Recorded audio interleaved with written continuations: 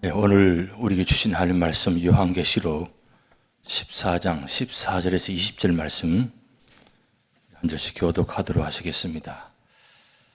14장 14절에서 20절 말씀입니다. 한 절씩 교독하시겠습니다.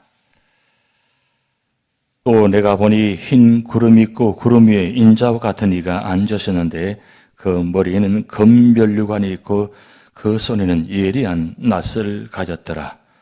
또 다른 천사가 성전으로부터 나와 구름 위에 앉은 이를 향하여 큰 음성으로 외쳐 이르되 당신의 낫을 휘둘러 거두소서 땅의 곡식이 다 익어 거둘 때가 이르렀습니다 하니 구름 위에 앉은 이가 낫을 땅에 휘두르매 땅의 곡식이 거두어지니라.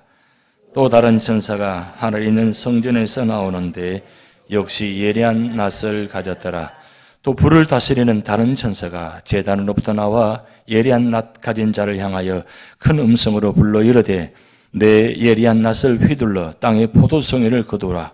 그 포도가 익었느니라 하더라. 천사가 낫을 땅에 휘둘러 땅의 포도를 거두어 하나님의 진노의 큰 포도주 틀에 던짐에 합독하시겠습니다. 성 밖에서 그 틀이 밟히니 틀에서 피가 나서 발 굴레까지 닿았고 1600 스타디온에 퍼졌더라. 아멘.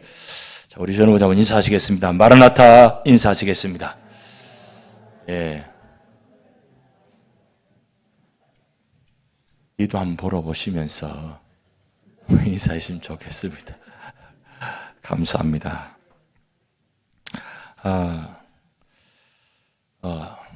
사자성어에 사필 규정이란 말이 있습니다. 사필 규정. 이런 무슨 뜻인지 아시죠? 사필 규정. 반드시 돌아온다는 것. 반드시 갚는다는 것. 오늘 요한계시록 14장 말씀 보면서 이 단어가 생각났습니다. 사필 규정. 하나님께서 반드시 정하신 때에 반드시 갚으신다는 것. 그래서 마지막 때에 하나님께서 계산하고 계십니다. 뭘 계산하시느냐? 우리가 하는 일을 계산하고 계시는 뜻이에요. 그래서 그 계산한 대로 나중에 셈하셔서 그리고 결정적인 순간에 그것을 다 셈해서 결정적인 순간에 갚으신다. 그 뜻이에요. 그러니까 우리가 얼마나 하나님 보시기에 기뻐하시는 삶을 살았느냐? 그때 마지막에 우리가 받을 것이 많이 있는 사람이 있고 받을 것이 하나도 없는 사람이 있어요. 그러면 지금 우리가 살아가면서 신앙생활하면서 하나님 보시기에 마지막 때 내가 좀 받을 것이 있을 것 같다 이렇게 좀 생각 드세요?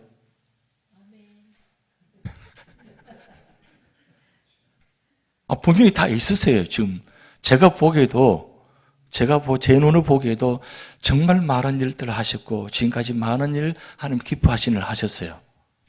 근데 너무 겸손하셔서 아무것도 없다고 생각하시는데 사실 많으세요. 많으신데 오늘 이 14장 사실은 세 가지 주제로 묶여 있잖아요. 세 가지. 첫 번째부터 5절까지 말씀 보면 14만 4천 명이 그 새 노래로 찬양하는 모습. 오늘 샘물 같은 보혈은 입만을 표로다. 그 5절 말씀에 5절 찬양 가사가 어떻게 시작됩니까? 이후에 천국 올라가 더 좋은 노래로 찬양한다 그랬잖아요. 근데 우리가 지금 이 찬양 부르는 것 그때 가면 비교도 안 되는 더 좋은 노래로 그러니까 14만 4천 명만이 부를 수 있는 노래를 배운다는 거예요. 그리고 얼마나 감격이에요. 그건 누구에게 축복 주시느냐? 14만 4천 명에 속한 자들. 근데 이 14만 4천 숫자는 문자 그대로 숫자가 아니라 많은 수의 숫자. 그러니까 우리는 이미 14만 4천 명 숫자에 들어가 있다, 아니다? 확실히 대답하시네. 예, 우리는 14만 4천 명 숫자의 속에 이미 들어가 있습니다. 그래서 우리가 준비할 것은 앞으로 천국 가서 더 좋은 노래를 준비하려면 어떻게 돼요? 연습을 많이 하셔야 돼요. 그 사람 목이 쉬었어요. 제가 노래를 못 불러요. 그렇게 말 못할 거예요. 그때 가서 그 자리에서 내가 목이 쉬었어요, 목이 안 돼서 노래를 못 불러요, 이 소리 안 할 겁니다. 왜? 너무 감격스러우니까, 너무 감동되는 자리니까. 그 말씀을 오늘 14장을 통해서 지금 교훈해 주신 말씀입니다. 그런데 14장 한 장만 하더라도 우리에게는 굉장히 소망이잖아요. 그러고 난 다음에 두 번째 6절부터 13절 말씀까지 세 명의 천사가 어떤 말씀이냐, 경고의 말씀을 하셨어요. 그 경고의 말씀을 우리는 주목하셔야 돼요. 끝까지 믿음을 지키는 자가 되어야 된다. 복음을 전하는데 복음의 말씀을 받아들이고, 그리고 좌로나 우로나 치우치지 않고 사탄과 마귀에 입맞지 않고 끝까지 믿음을 지키는 성도가 되어야 그 14만 4천의 숫자에 들어갈 수 있다는 거예요. 그러면서 오늘 세 번째 두 가지 추수 이야기가 나오는데 성 어거스틴이 이런 말을 했어요. 심판은 그릇된 역사를 교정하는 하나님의 손길이다 그랬어요. 이 말씀은 마지막 때에 하나님께서 심판하실 텐데 심판을 왜 하시느냐? 그 심판을 통해서 뭐요? 교정한다는 거예요. 바꾼다는 거예요. 그런데 중요한 건 하나님께서 창세기부터 요한계시록까지 계속해서 말씀을 보면 중요한 두 가지가 지목되는데 하나님의 초점은 언제나 심판에 있는 것이 아니라 구원에 있다는 거예요. 그래서 오늘 14장 마지막 절 14절부터 20절 말씀까지 두 가지 비유를 하는데 첫 번째 비유가 곡식 추수 비유예요. 곡식 추수 비유인데 14절부터 16절까지인데 이 곡식 추수 비유는 무슨 비유냐? 그리스도께서 성도들을 구원하시는 모습의 장면입니다. 직접 예수님께서 낫을 들고 곡식을 거두는 장면이에요. 그런데 두 번째 비유는 이 포도송이 수확 비유인데 불신자들에게 임할 심판의 진노의 말씀이 기록되었어요. 그런데 여기서 차별이 있습니다. 신자는 주님께 직접 수술을 거두시고 불신자는, 믿지 않는 자는 천사를 보내셔가지고 거두신다는 거예요. 우리가 지금까지 우리가 어떻게 알고 있는지 모르지만 오늘 굉장히 중요한 말씀을 한 겁니다. 마지막 때에는 주님이 직접 구원자들을 선택하셔서 거두신다는 거예요. 그런데 불신자는 주님의 손길이 가지 않아요. 지금 우리는 주님의 손길을 느끼고 있잖아요. 주님의 손이 함께 계시잖아요. 그래서 우리는 임마누엘 신앙을 갖고 있습니다. 주님이 나와 함께 계신다. 나와 함께 계신다는 것은 이 손과 발이 되고 생각과 마음이 함께 되고, 그래서 우리 모든 삶의 자리를 주님께서 친히 성령을 통해서 이끌어 가시고 인도하시고 보호하시고 축복하십니다. 근데 마지막 때가 되면 주님의 손길이 가지 않아요. 아예 뒤돌아보지도 않아요. 쳐다보지도 않아요. 그렇기 때문에 이 마지막 장면이 굉장히 중요한 장면인데 이 말씀을 통해서 오늘 중요한 교훈을 두 가지 말씀드리려고 합니다. 그래서 이 순서가 중요하다. 그래서 성경의 창세기부터 요한계시록까지 쭉 말씀이 진행되는데 비유의 순서 의미가 뭐냐? 바로 선, 구원, 후, 심판이라는 거예요. 왜 선, 심판, 후, 구원하지 않았을까요? 지금 생각을 한 번도 한 적이 없기 때문에 지금 잠깐 한번 생각해 보시기 바랍니다. 왜 선심판 후 구원하지 않고 선구원 후 심판할까요? 혹시 먼저 심판하다가 구원받을 사람이 다칠 수 있으니까. 문제가 생길 수 있잖아요. 왜냐하면 이 심판은 그냥 부분적이 아니라 이제 15장부터는 7대접의 심판이, 재앙이 이제 진행됩니다. 7인 재앙들 우리가 보셨으면 지엽적으로 이렇게 진행되었어요. 그리고 7 나팔 재앙을 보면 하늘과 공중 바다 아직 지엽적입니다.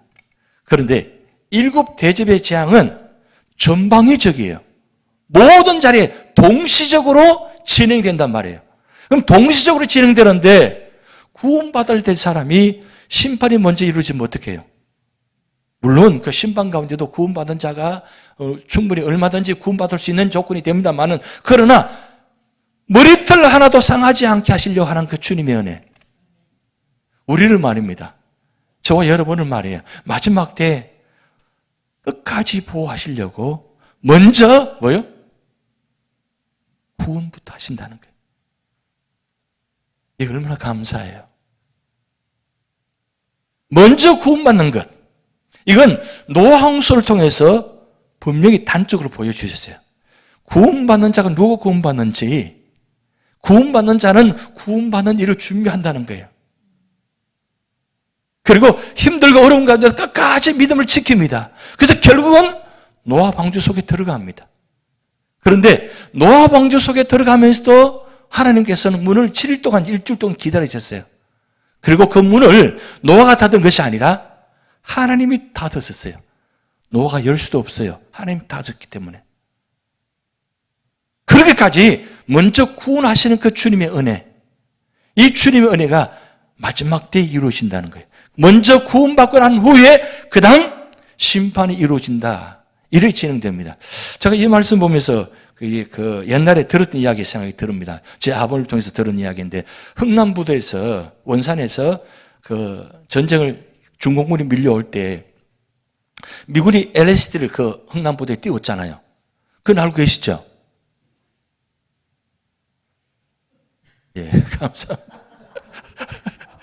그런데 미군 부대가 제일 먼저 누구 먼저 태웠느냐? 신앙인들을 가장 많이 핍박했기 때문에 신앙인들 교회에 다니는 사람을 먼저 제일 먼저 태웠다는 거예요. 태우는데 교인인지 아닌지 구분을 어떻게 해야? 구분이 안 되잖아요. 그래서 미군이 먼저 조건에 주기도문을 외우라고 했답니다. 주기도문 외우는 사람부터 먼저 태웠다는 거예요. 여러분 갑자기 주기도문 하라면 그 위급한 상황에 할 수 있겠어요? 생각이 안 날 수 있어요. 왜 새벽마다 주기도문을 외우는 줄 아세요? 고백하는 줄 아세요? 기도하는 줄 아세요? 혹시 마지막 결정적인 순간에 주님이 주기도문 외우라고 하시면 하늘이 아니고 전능하신 하나님부터 시작할 수도 있어요. 아니 주일날 사도신경 고백하는데도 전능하신 아니고 하늘에 계신 분부터 시작하는 분도 계시잖아요. 그래서 화면 띄우는 거예요. 이 무슨 이야기냐면 순간적으로 순식간에 어떤 일이 진행될 때에 하나님의 구원받은 자가 준비된 자만이 구원받을 수 있다는 뜻이에요. 그리고 우리는 늘 평소에 늘 준비가 되어 있어야 돼요. 그래야 갑작스럽게 어떤 모든 사건이나 어떤 어려움을 당할 때 그 준비된 주민을 가지고 이겨나갈 수 있다는 뜻이에요. 오늘 바로 말씀이 두 가지 내용인데, 그런데 선구원 후 심판의 내용이 요한계시록 7장 1절에서 4절 말씀, 마태복음 25장, 그리고 이제 누가복음 3장 17절 말씀 나오는데 두 번째를 먼저 찾아보려고 합니다. 요한계시록 7장 1절에서 4절 우리 천천히 같이 한번 읽어봅니다. 이 일 후에 내가 내 천사가 땅 내 모퉁이에 선 것을 보니 땅의 사방의 바람을 붙잡아 바람으로 하여금 땅에나 바다에나 각종 나무에 붙지 못하게 하더라. 2절 또 보면 내가 다른 천사가 살아계신 하나님의 인을 가지고 해 돋는 데부터 올라와서 땅과 바다를 해롭게 할 권세를 받는 네 천사를 향하여 큰 소리로 외쳐 3절 이르되 우리가 우리 하나님의 종들의 이마에 인치기까지 땅이나 바다나 나무들을 해하지 말라 하더라. 그리고 4절 내가 인침을 받는 자의 수를 들으니 이스라엘 자손의 각 지파 중에서 인침을 받는 자들이 14만 4천이니. 지금 1절에 4절 말씀 무슨 뜻이냐면 구원받을 자를 선택하는데 혹시 다른 일로 인해서 심판을 해서 혹시 구원받지 못할 경우가 생기니까 먼저 제지시켜 놓고 먼저 선택받을 자를 이마에 인을 친다는 뜻이에요. 그래 이마에 14만 4천 인을 칠 때까지는 기다리라는 거예요. 천사도 아무 때나 하는 게 아니라 하나님의 명령이 주어져야만 심판이 이루어집니다. 지금 우리가 계속적으로 천사를 통해서 말씀하는데 오늘 유인문 나눠드린 이 말씀 보면 이 요한계시록 14장에 나온 6천사 그리고 요한계시록 14장 209절이라는 또 다른 천사 이 천사들 쭉 이렇게 목록을 적어놨습니다. 그런데 이 모든 천사들은 자기 마음대로 하는 것이 아니라 하나님께서 명령하셔야만 움직인다는 거예요.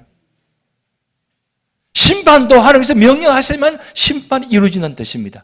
모든 하늘과 땅과 바다의 모든 지상의 모든 심판이 되어진 일들은 하나님 명령하셔야만 그게 진행된다는 뜻이에요. 왜 그러냐?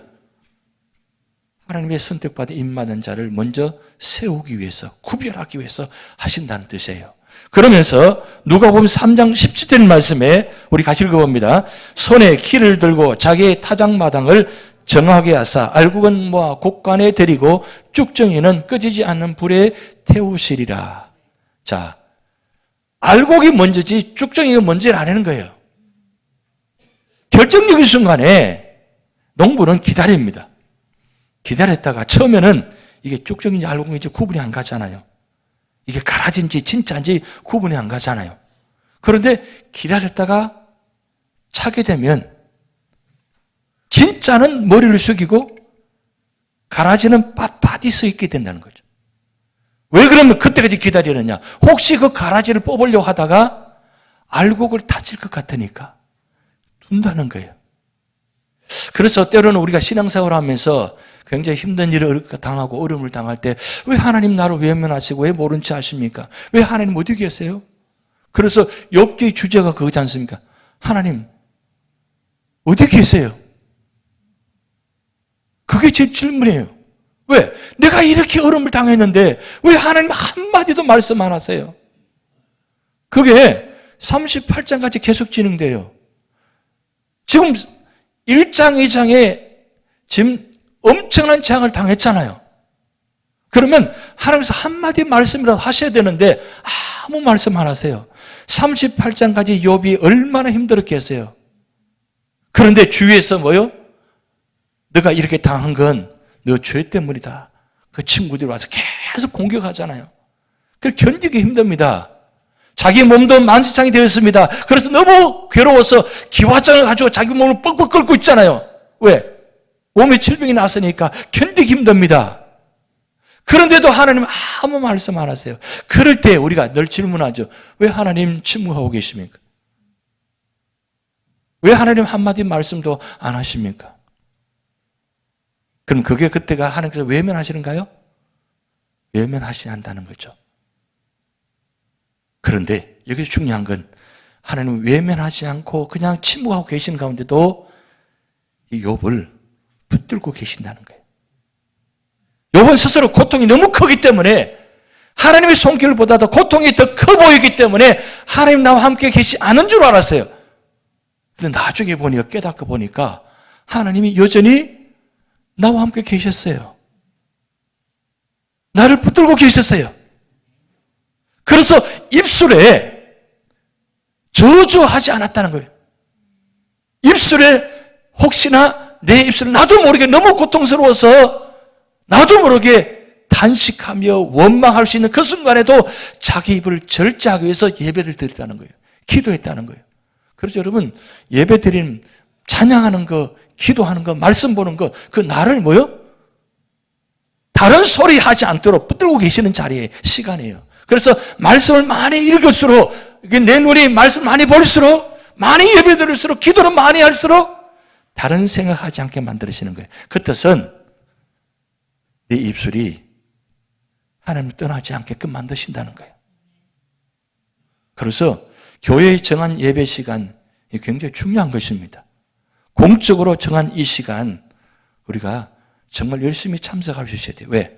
그 시간만이라도 우리가 나와서 기도하고 예배드리고 말씀 보고 그리고 은혜 받고 그리고 하나님 만나서 그 하나님께 우리 마음을 토로하면서 그 은혜 받고 응답받는 그 자리. 그러나 1년, 2년, 30년, 40년 되어도 아직까지도 응답해 주지 않는 제목들이 있습니다. 그런데 응답해 주시지 않은 이유가 나중에 알고 보니까 나를 여기까지 세우시기 위해서 내가 이만큼 세우기 위해 세우셔서 나를 이렇게 붙들고 계셨구나. 미리 응답해 주셨다면 벌써 떠났을 텐데 멀리 했을 텐데 아직도 응답해 주지 않은 이유는 아주 나를 주님께 붙들게 하기 위해서 그나마 그렇게라도 주님께서 우리를 붙들고 계시다는 사실. 그 은혜가 그게 마지막 때가 됩니다. 근데 마지막 때가 되면 그렇게 답답한 기도한 제목들이 한순간에 다 응답이 되신다는 거예요. 그걸 오늘 본 말씀에서 하셨는데 우리는 알고 기도해야 돼. 알고 그걸 먼저 거두고 난 다음에 쭉쭉 버린다고 그랬어요. 자, 그러면 오늘 14절부터 16절 말씀까지 첫 번째 주님께서 직접 성도들을 구원하신 장면을 봅니다. 14절 보니까 내가 보니 흰 구름이 있고 구름 위에 인자와 같은 이가 앉았었는데 이 인자와 같은 이가 누구냐? 바로 예수 그리스도입니다. 예수 그리스도인데 그 머리에 금면류관이 있고 그 손에는 예리한 낫을 가졌더라. 직접 하나님께서 지금 낫을 들고 계신다는 거. 여러분 상상이 갑니까? 머리에 금면류관이 쓰고 계시는데 지금 주님께서 긴 낫을 갖고 계세요. 참 무서운 낫입니다. 이게 얼마나 예리한 날입니까? 그런데 15절 말씀 보면 또 다른 천사가 성전으로부터 나와 구름 위에 앉은 이를 향하여 큰 음성으로 외쳐 이르되, 지금 아주 신기한 장면입니다. 다른 천사가 성전으로부터 나왔다는 뜻은 뭐냐면 지금 성부 하나님께서 이 천사를 통해서 누구에게? 예수님께 지금 말씀하신다는 뜻이에요. 그럼 예수님도 성부 하나님의 말씀을 듣고 시작한다는 거죠. 이런 말씀하셨잖아요. 마지막 때에 모든 할 일은 오직 아버지만 하신다고. 지상에 오셔서 그 말씀하셨어요. 그럼 오직 하나님만이 아시고 주님도 성부 하나님께서 명령이 있어야만 출발한다는 거죠. 시작한다는 거죠. 그런데 오늘 말씀이 바로 15절 말씀이 바로 여기 나와 있는 거예요. 구름 위에 앉은 이를 향하여 큰 음성으로 외치르되 당신이 낫을 휘둘러 거두소서 땅의 곡식이 다 익어 거둘 때가 이르렀음이니이다. 결국 무슨 말씀입니까? 마지막 때가 되었다는 거예요. 이제 주님께서 시작하시라는 천사를 보내서 증명하시는 장면입니다. 그러면서 16절 말씀 같이 읽습니다. 시작. 구름 위에 앉으시니가 낫을 땅에 휘두르매 땅의 곡식이 거두어지니라. 그런데 요즘은 농사 지으면 다 기계를 가지고 농사 짓잖아요. 옛날에는 다 낫을 가지고, 요즘도 많이 그렇게 합니다만은, 낫을 빈다는 무슨 뜻이에요? 밑을 치잖아요. 그런데 농부는 정확하게 낫을 거두어서 비웁니다. 아주 정확합니다. 근데 우리 주님께서, 전능하신 주님께서 낫을 거두면, 이게 혹시 지금 이 낫을 거두는 장면이 성도를 구원하는 자리인데 혹시 얼떨결에 다른 거 쳐서 구원받지 못한 사람을 거둘까? 혹시 그런 일이 있을까요? 없습니다. 그래서 마지막에는 혹시가 없습니다. 혹시가 아니라 역시. 지금은 혹시 시대예요. 혹시. 그래서 성경에 보면 단어 중에 혹시란 단어가 나와요. 혹시란 단어는 긍정의 이야기예요. 기대가 이야기예요. 혹시 나를 축복해 주시지 않을까? 혹시 나를 구원해 주시지 않을까? 한번 혹시 해보세요. 역시. 지금 여러분 혹시가 그런 기대에 섞인 혹시가 아니에요. 혹시 나를 용서해 주지 않을까? 내가 지은 죄가 많은데, 내가 잘못된 한 일이 많은데 혹시 그럼에도 나를 용서해 주지 않을까? 구원해 주시지 않을까? 지금 은혜의 시대입니다. 은혜의 시대. 심판의 시대가 아니라 은혜의 시대입니다. 그런데 주님께서 친히 낫을 들고 지금 거두시는데 정확하게 누굴 거두시느냐? 믿음의 성도를 거두시는 거예요. 우리는 그 속에 들어가야 돼요. 농부의 기쁨은 익은 곡식을 바라보면서 그 거두드는 기쁨, 그게 얼마나 감사해요. 그리고 그 속에 들어가 있는 그 모습. 그래서 우리는 이미 이 교회에 와서 예배드리는 이 모습이 구원받은 자의 은혜예요. 내가 예배당에 들어오는 순간 나는 구원받은 성도로서 예배드린다. 이런 마음을 가지세요. 힘들고 억지로 한 것 같아요. 여러분 너무 힘드시잖아요. 수요 예배 하루 종일 일하시고 수요 정예배 들어오기가 참 쉽지 않습니다. 그럼에도 저 문을 열고 들어오는 순간 뭘 준비하는 거예요? 천국 문을 열고 들어온다. 지금 하나님께서 계신 이 성전 보좌에 앉아 계신 자리에 내가 주님 만나기 왔다. 내가 구원받은 성도로서 예배드린다. 그리고 내가 14만 4천 명의 숫자에 들어가서 내가 주님을 찬양하는 시간이다. 늘 보면 저만 혼자 흥분하고 여러분 반응이 없어요. 참 그럴 땐 참 답답합니다. 그런데 저만 그래서는 안 되고 우리 모두가 다 그렇게 하셔야 돼요. 왜? 구원받은 성도로서 얼마나 감사해요. 그러기에 주님께서는 마지막 때에 정확하게 낫을 들고 우리를 거두신다. 그런데 이 낫이 얼마나 날카롭습니까? 위험한 것 같잖아요. 그런데 주님의 손에 낫을 들고 계시면 위험하네요. 왜요? 정확히 구분되니까. 근데 어둡지 않게 아무나 들고 있으면, 낫을 들고 있으면 어떻게 해요? 여러분, 어린아이가 낫을 들고 있으면 어떻게 돼요? 큰일 나잖아요. 함부로 안 맡기십니다. 함부로 안 맡기세요.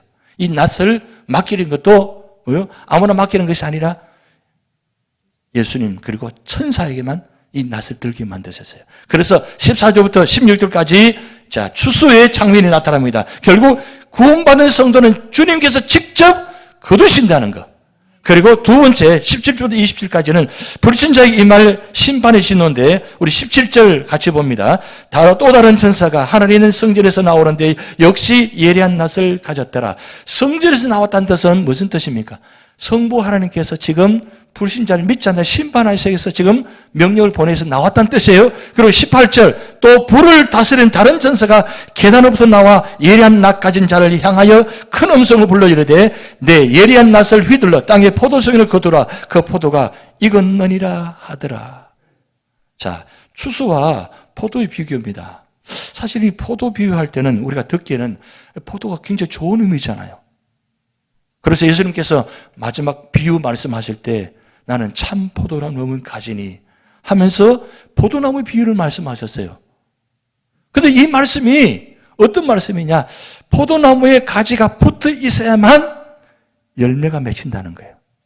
그러니까 우리가 믿음의 성도는 언제가 주님 오실 때까지 언제나 우리는 가진 게 되기 때문에 우리가 가지 나무에 붙어 있어야 되는 언제나 변함없이.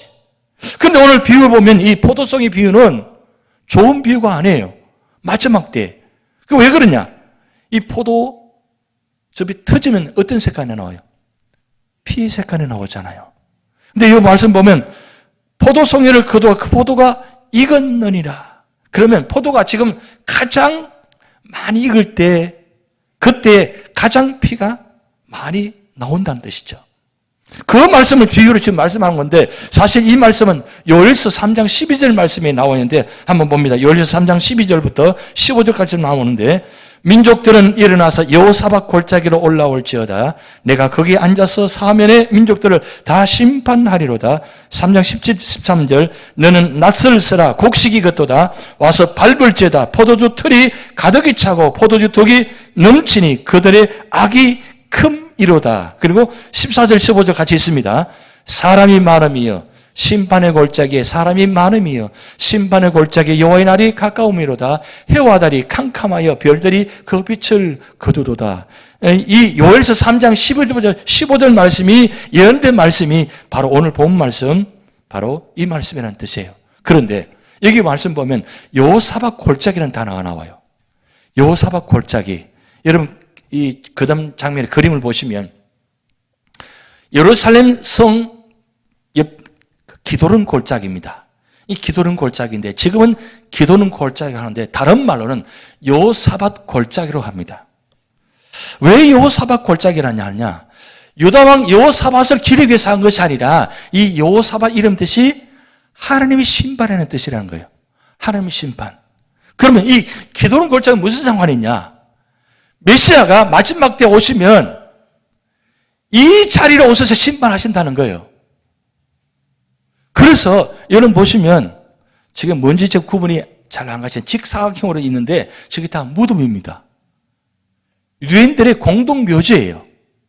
공동묘지인데 기도른 골짜기 쪽에는 유대인들의 묘지고 예루살렘 성 쪽에는 모슬렘 사람들의 무덤이 있습니다. 그러면 왜 여기에 예루살렘 옆에 기도는 골짜기에 이렇게 많이 무덤들을 놓았느냐? 마지막 때 메시아가 이 자리에 제일 먼저 오신다는 거예요. 이 기도 골짜기에, 요사박 골짜기에 오셔서 여기 있는 사람이 제일 먼저 포괄한다. 그래서 유대인들이 여기 같이 묻히는 게 소망이라고 합니다. 예루살렘 성의 사람들은 다 여기에서 묻히게 되는데 그런 마음을 가지고 여러분 이 공동묘지에 묻힌다는 거예요. 저는 이 말씀 들으면서 야, 저게 묻혔다 해서 나중에 그 주님께서 오시면 부활을 당할까? 물론 부활을 합니다.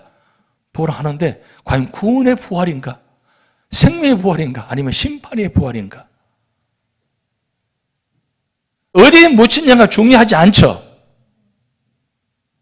중요한 건 내가 삶의 자리 어느 자리든 간에 내가 불신자로 믿지 않는 자로 있는 것이 아니라 믿음의 자리에 있는 게 중요하다는 거예요. 예배드리면서도 주여 할 수 있어야지 예배드리면서도 아주 나여 하는 사람이 있다는 거예요. 심지어는 마귀여 하는 사람도 있다는 거예요. 나는 어느 쪽인 것 같아요? 마귀예요? 나여요? 주여요? 예. 그래서 주여 많이 하셔야 돼요. 주여. 주여라고 하셔야 돼요. 왜 교회에서 기도할 때마다 주여 3번 하냐고 하느냐. 그렇게라도 주여를 찾아라는 뜻이에요. 왜? 마지막 때에 구원받을 자가 바로 주여가 되어야 되기 때문입니다. 그런데 오늘 말씀 보세요. 마지막 포도주 익을 때까지 기다리시는 그 주님의 은혜. 그때에 천사를 보내가지고 낫을 들고 심판하는 장면이 나타나잖아요. 오늘 여기서 마지막 절 우리가 19절 20절 말씀이 참 중요한 말씀인데 한번 같이 읽어봅니다. 천사가 낫을 땅에 휘둘러 땅에 포도를 거두어 하나님의 진노의 큰 포도주 틀에 던짐에 그 다음 20절 성 밖에서 그들이 말하니 틀에서 피가 나서 말 굴레까지 닿았고 1600 스타디온에 퍼졌더라. 특별한 단어가 하나 나왔어요. 1600 스타디온.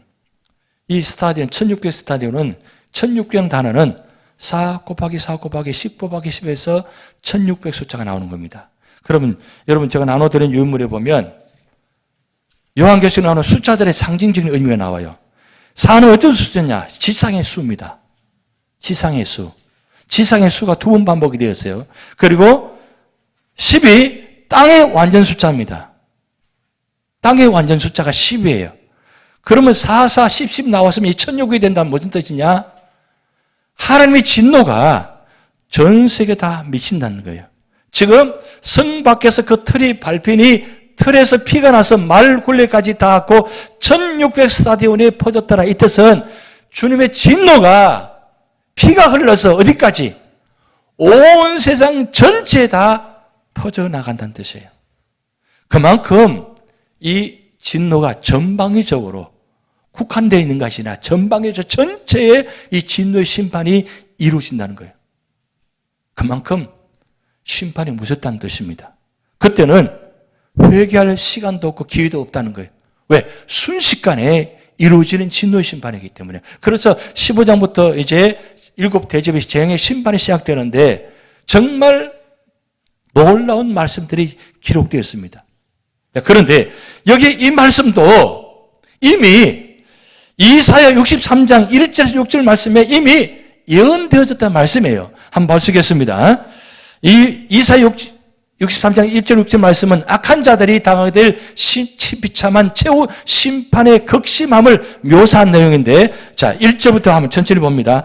에돔에서 오는 이 누구며 붉은 옷을 입고 보스라에서 온 이 누구냐? 그의 화려한 의복 큰 능력으로 걷는 네가 누구냐? 그는 나이니 공의를 말하는 이요 구원하는 능력을 가진 이니라. 2절 어찌하여 내 의복이 붉으며 내 옷이 포도즙 틀을 밟는 자 같으냐. 3절 만민 가운데 나와 함께한 자가 없이 내가 홀로 포도즙 틀을 밟았는데 내가 노함으로 말미암아 머리를 밟았고 분함으로 말미암아 질바로웠으므로 그들의 선연이 내 옷에 튀어 내 의복을 다 더럽혔으니. 4절 이는 내 원수 갚는 날이 내 마음이 있고 내가 구속할 해가 왔으나 내가 본적 도와주는 자도 없고 붙들은 줄은 자도 없으므로 이상하게 여겨 내 팔이 나를 구원하며 내 분이 나를 붙들었습니다. 6절 내가 노함으로 말미암아 만민을 밟았으며 내가 분함으로 말미암아 그들을 취하게 하고 그들의 선연이 땅에 쏟아지게 하였느니라.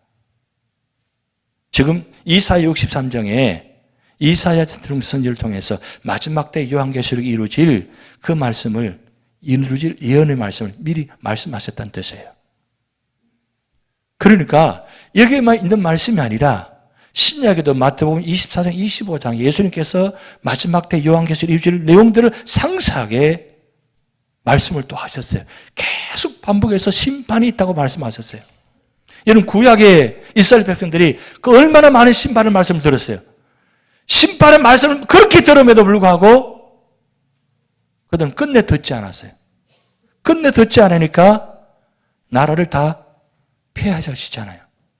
나라가 망하면 괜히 없어지는 겁니다. 나라가 망하면 다 없어지는 거예요. 나라가 망했다는 전체가 다 망했다는 뜻이에요. 여러분, 구약 이스라엘, 북이스라엘 남유다가 망할 때 그 모습이 얼마나 처참한지, 얼마나 화를 당하는지, 얼마나 큰 재앙인지 보셨잖아요. 여러분, 여기 계신 분들은 6.25 전쟁을 겪으신 분도 계시잖아요. 전쟁이 얼마나 무섭다는 거 아시잖아요. 그런데 우리가 겪은 6.25 전쟁, 이런 전쟁은 나중에 심판이 되면 아무것도 아니라는 거예요. 그런 엄청난 재앙이 있다는 사실입니다. 그런데 그런 엄청난 재앙 가운데도 선구원 후 심판, 시작. 네, 선구원 받는 자가 되시기 바랍니다. 그게 바로 우리 믿는 자의 축복이에요. 그래서 다시 한번 정리합니다. 곡식 추수와 포도 수확하는 이 장면, 이 14절, 16절, 그리고 17절, 20절 말씀, 내가 과연 어느 속에 속하는가? 그래서 이 요한계시록 14장을 통해서 두 가지 질문입니다.